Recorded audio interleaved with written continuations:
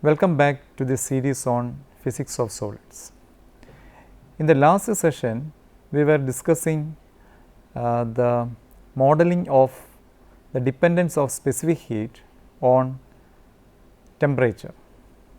There we told that there are three models mainly which deals with the dependence of specific heat on temperature. They were Dulong-Petit, Einstein's theorem and Debye's theorem. So, among them we already discussed about the Dulong-Petit theorem, and we found out that the Dulong-Petit theorem is applicable only at high temperature, because the relation for the specific heat at constant volume Cv was found to be equal to 3 Nk, which is a constant value irrespective of the temperature. So, it does fit very well at high temperature, but for lower temperatures the Dulong-Petit model fails miserably. But in this context, Einstein tried to model the specific heat based on incorporating the quantum mechanical models, quantum mechanical concepts. So, like in the case of Dulong-Petit, let us see what all were the assumptions, the initial assumptions which the Einstein's theory or the Einstein's model of specific heat tries to make. Again, we can classify the assumptions into three. First, just as in the case of Dulong-Petit, he also assumes that there are n atoms in the crystal and they are equivalent to 3n harmonic oscillators. Here the atoms in the solid are assumed again to be independent of each other and they do not interact with each other.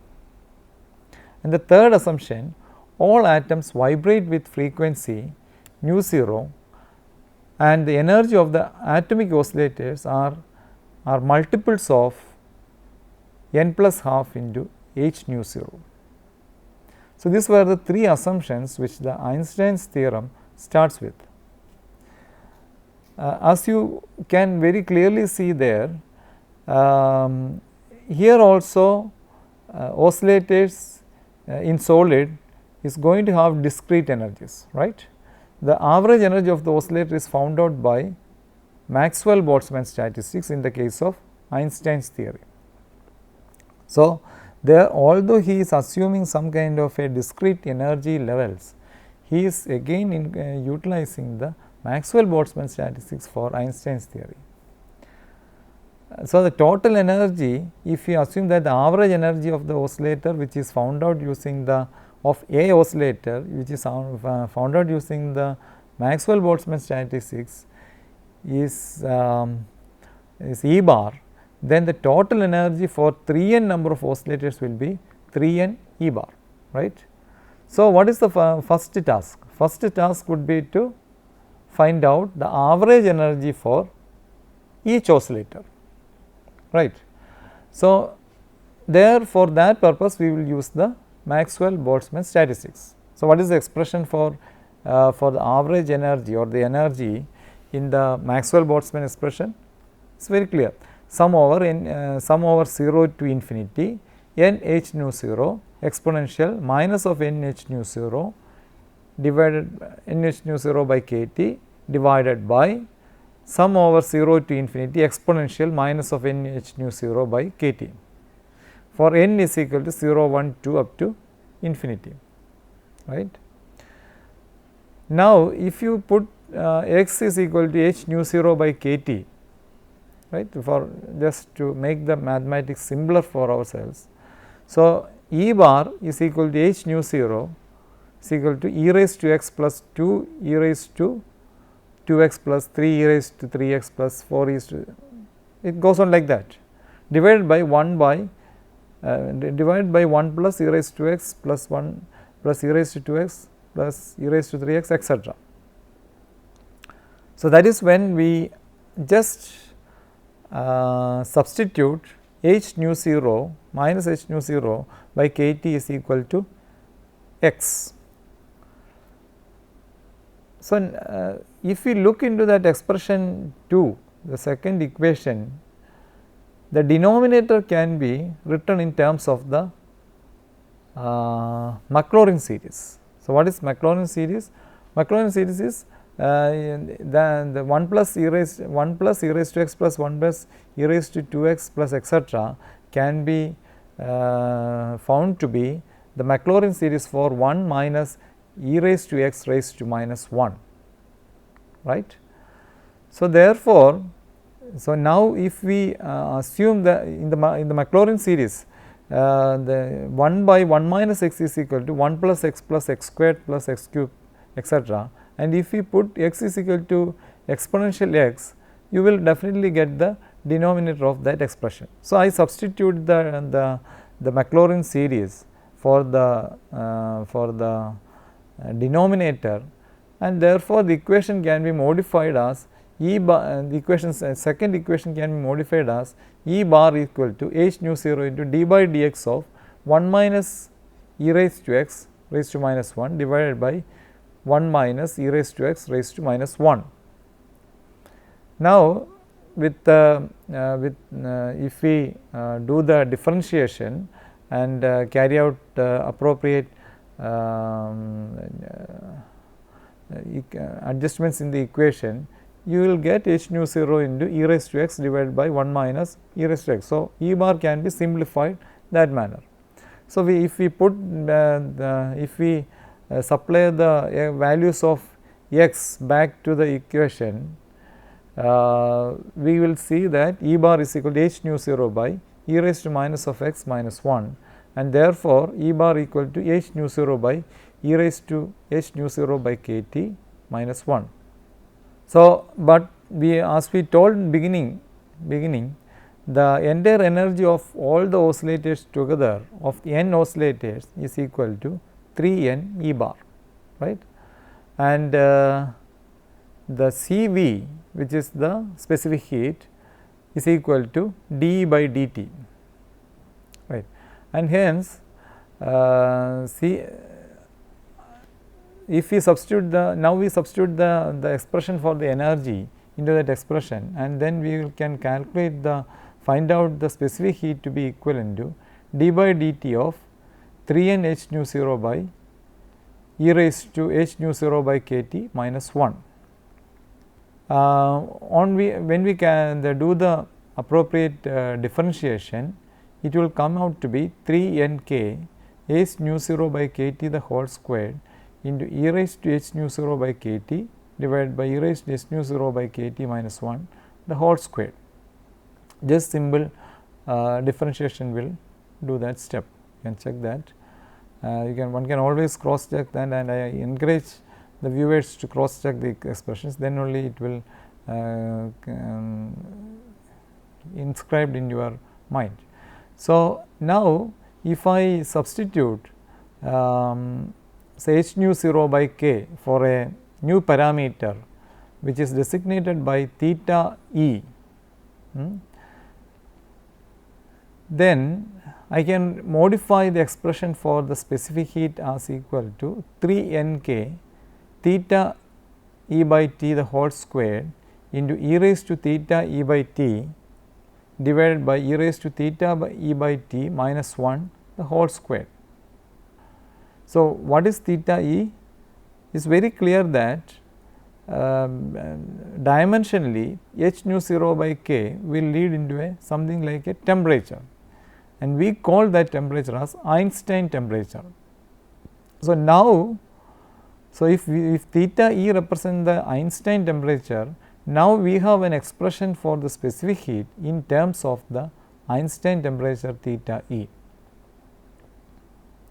Cv equal to 3 n k into theta e by t the whole square e raised to theta e by t divided by e raised to theta e by t minus 1 the whole square.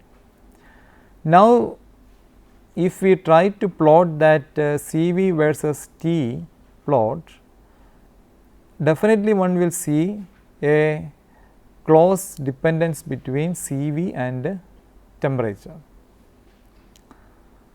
Unlike the case of the Dulong-Petit, here we do have a dependence between CV and temperature. But on a close analysis, what one finds is that this agreement between the experimental and the values predicted by the theoretical assumption of Einstein varies slightly at very low temperature.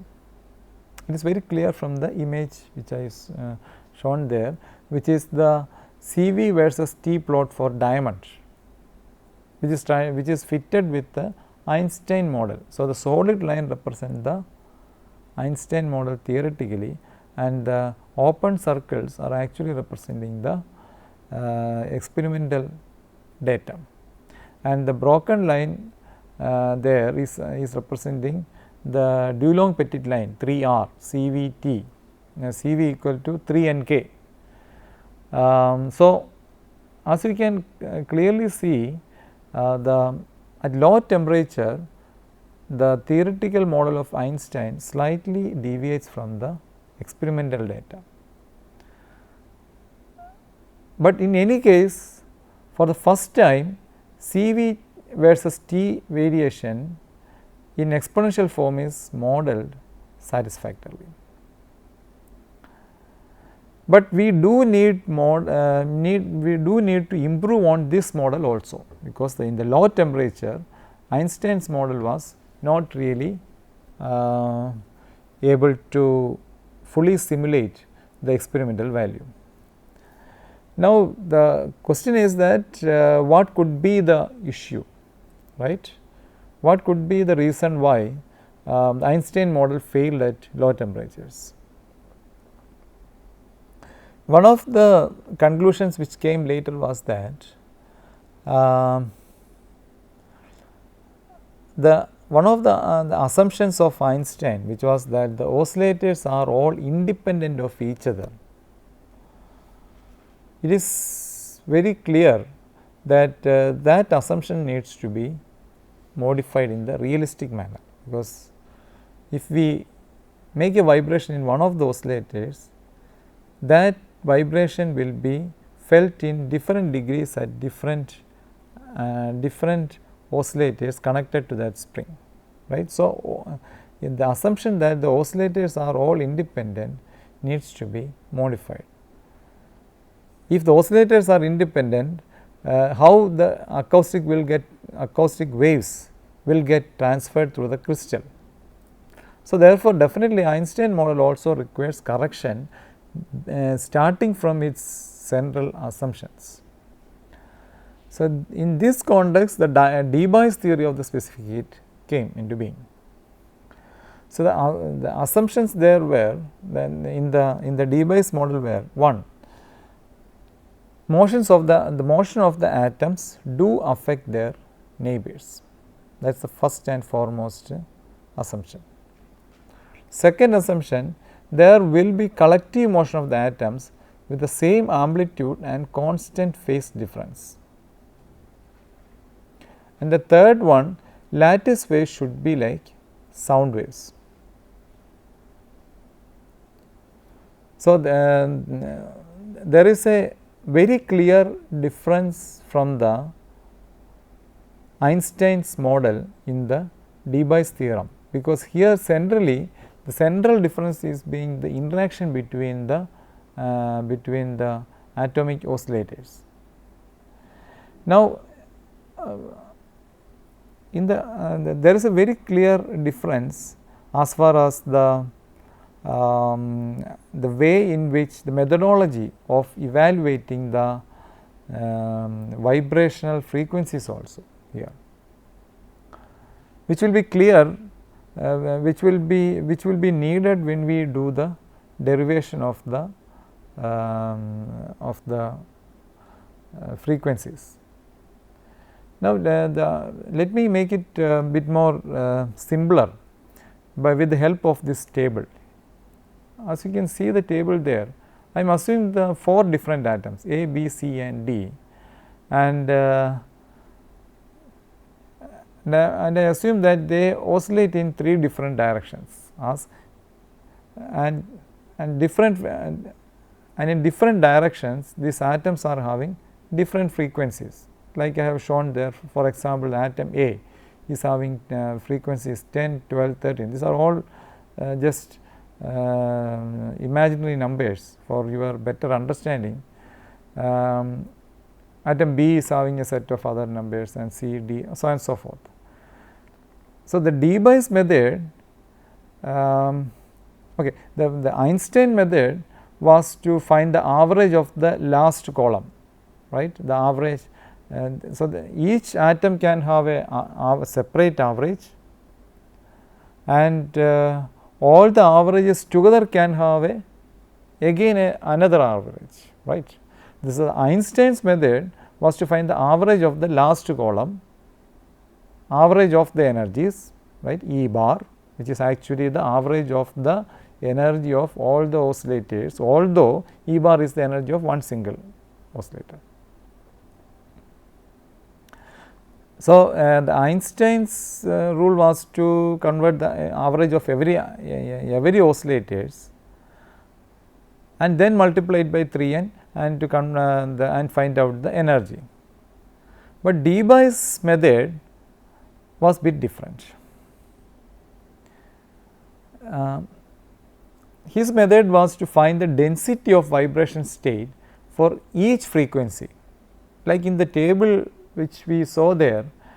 For 10 kilohertz you will have density equal to 2, right. So, what that 2 is, he denoted it by a number called Z nu in the Debye model, right. And in the Debye model, he takes that Z nu and then it is integrated, then he integrated that Z nu, which is 2 for say 10 kilohertz, 1 for 9 kilohertz, those numbers were integrated the density for all the frequencies, and Z nu were later multiplied with the average energy of the oscillator. The average energy of the oscillator was actually found using the Einstein's model. So, that was the scheme or the methodology which Debye used basically. Therefore, in Debye's model, E is equal to integral 0 to nu max. Nu max is the, so integral 0 to nu max will have all the frequencies which are there in the system of oscillators. Like in our case, it was the maximum frequency was in the, if you look into the table, the maximum frequency was 16. So, nu max is equal to 16. So, integral 0 to nu max Z nu d nu divided by e raised to h nu by k t minus 1 into h nu, which is actually the Maxwell-Boltzmann statistics which was utilized by Einstein for his equation. Thus, what was the first challenge there? The first challenge was to find the Z nu in a 3-dimensional solid. For that purpose, we solved for a 1-dimensional system initially. And we know that for the vibrations in a 1-dimensional solid, the wave equation will be dou squared u by dou x squared is equal to 1 by V x squared into dou squared u by dou t squared, right. With both the ends fixed, there will be standing waves along the bar which are represented by u of x t is equal to a sin n pi by L into x cos 2 pi nu n t, and substituting u x t in the second equation, you will get n squared pi squared by divided by L squared equal to 1 by V x squared V s squared into 4 pi squared nu n squared, right. n pi squared by L squared is equal to 1 by Vs squared into 4 pi squared nu n squared, where Vs is the velocity of the sound. So, now we can easily find out the n is equal to 2 into L nu n divided by Vs, right. So, if we differentiate on that, dn is equal to 2L by Vs into d nu. So, what is dn? So, n is the number of, in the according to the Debye's theorem, n is the number of particles in the frequency nu. Like in the table we had say 12 or 16. So, for n, for 12 kilohertz we were having n equal to 2. So, that was n. Here dn means it is representing a set of the number of particles in a range of d nu. So, now Z nu d nu, what is Z nu d nu? It is actually the number of particles in the frequency range d nu in turn, which is equal to dn, right. So, thus Z nu d nu can be equated to dn, and we already have found out the expression for dn, which is equal to 2L by Vs into d nu. So, if we equate Z nu d nu and dn, we will get the expression for Z nu to be equal to 2L by Vs, right.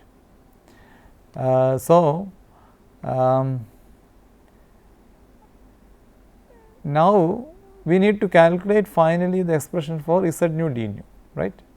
In 3 dimensional, this second expression can be modified in the directions x, y and z. We need to incorporate 3 different directions. So, dou squared u by dou x squared plus dou squared u by dou y squared plus dou squared u by dou z squared is equal to 1 by Vs squared into dou squared u by dou t squared, and therefore, you will get u of x, y, z into t is equal to a sin n pi by L into x, sin of n pi by L into y, sin of n pi by L into z into cos 2 pi nu t,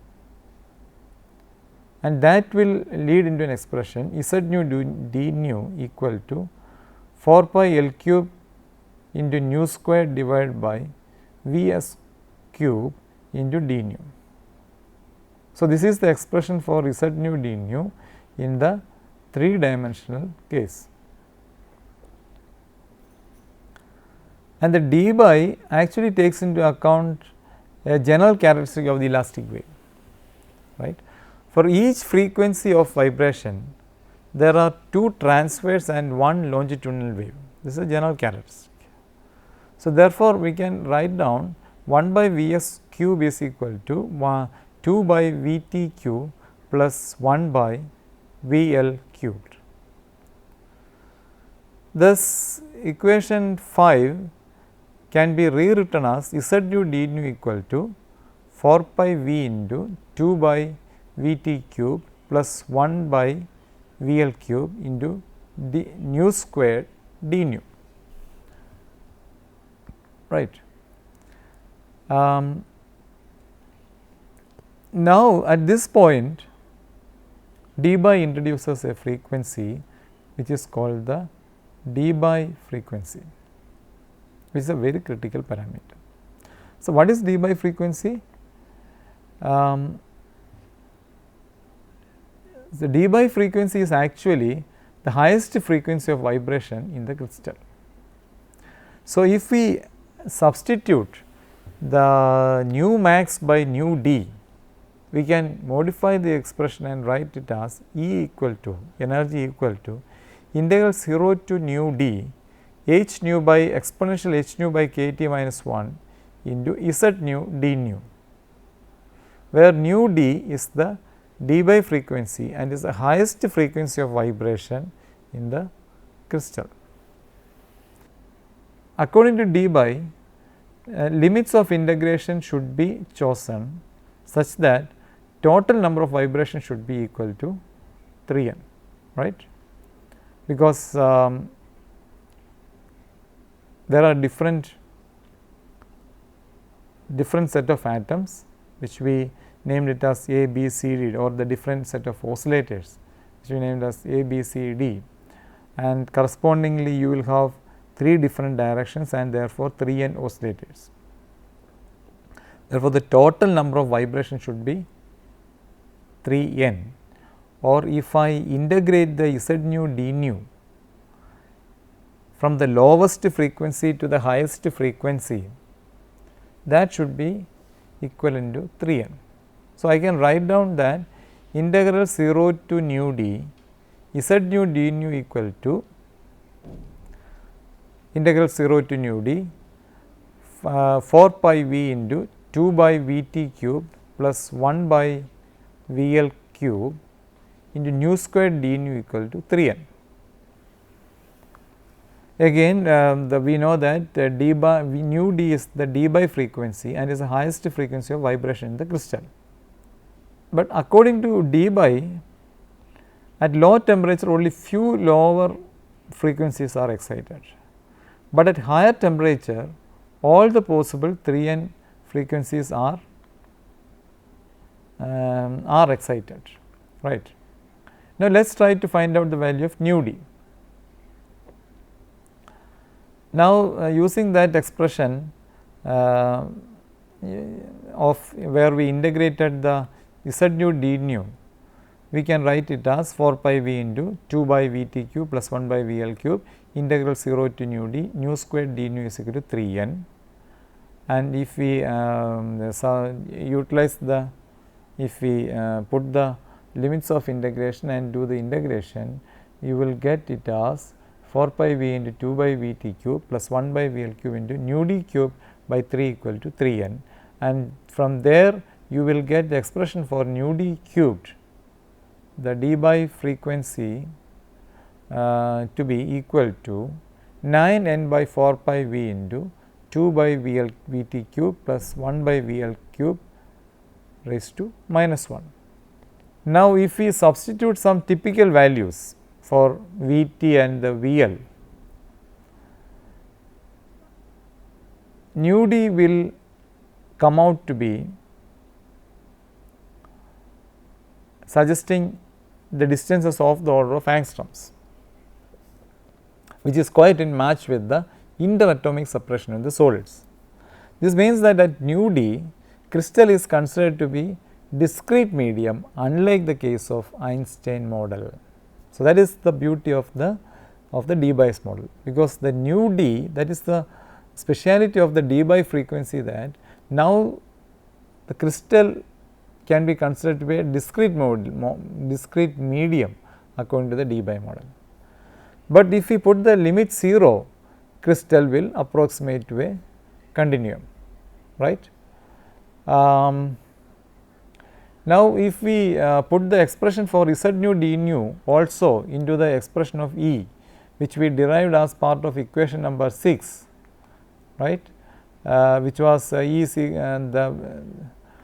which was it will come out to be equal to integral 0 to nu d 4 pi v into 2 by v t cube plus 1 by v l cube h nu cube divided by exponential h nu by k t minus 1 d nu. And if we if we take h nu is equal h nu by k t equal to x and h nu d by k t equal to x max, remember that here this capital K which I have written there, always try to remember that it is Boltzmann constant, and because we represented the small k with the spring constant. Now, if I put that also, it will come out to be E equal to 9n into kT by h nu d the whole cube into kT in integral 0 to x max x cube by e raised to x minus 1 dx. Now, the task is to find the integral. So, this integral is considered to be a special function of d by, which we call as the d by function, and if t is very small, x max can be approximated to infinity. Then in that case, that integral value integral 0 to infinity x cube by e raised to x minus 1 dx can be calculated to be equal to pi raised to 4 by 15. So, if I substitute that also into that expression, that will come out to be E equal to 3 by 5 pi raised to 4 n k raised to 4 t raised to 4 divided by h nu d cube, and if I calculate the CV, which is d by dt, that will come to be 234 n k into kT by h nu d the whole cube. Now, theta d, which is the d by frequency, equal h nu d by k, right, and n k can be equal to r, which is universal gas constant. So, therefore, finally the expression for CV will come out to be 234 r into t by theta d the whole cube. So, that is why we call the Debye's theorem as T cube law. Here we are talking about that at low temperature the CV is having a cubic dependence on the temperature, and the theta d can also be defined as the minimum temperature at which all frequencies in the solid are excited. This T cube law holds good for temperatures below 0.1 theta d and strictly valid for T below 0.02 theta d. So, when the temperature becomes higher, the x will become smaller, and then the x in the integral in equation 9 becomes smaller, and therefore, that integral will come out to be as you can see it will come out to be equal to 3 n k t, or CV is equal to 3 n k or 3 r, which is actually the Dulong-Petit's law. Now, if we substitute those kind of idea into the experimental sample, you will find out a fairly good fit starting from the low temperature to high temperature, which is really offered by the Debye's theorem. Here you are seeing a comparison between the Debye's and the Einstein model.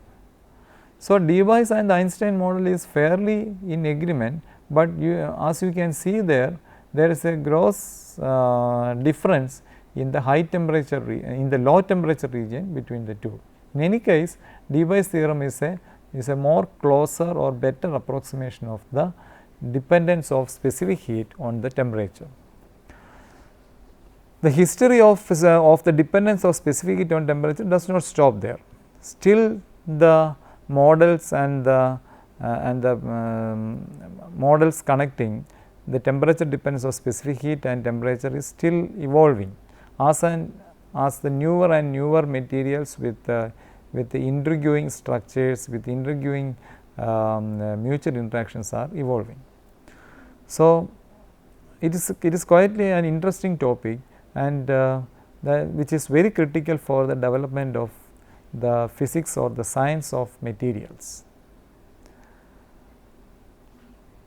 So, that was about the temperature dependence, trying to study in detail the temperature dependence of solids. In the coming lectures, in the coming sessions, we will see more into the different properties of solids and the physics associated with that. Thanks for your keen attendance, and see you next time. Thank you.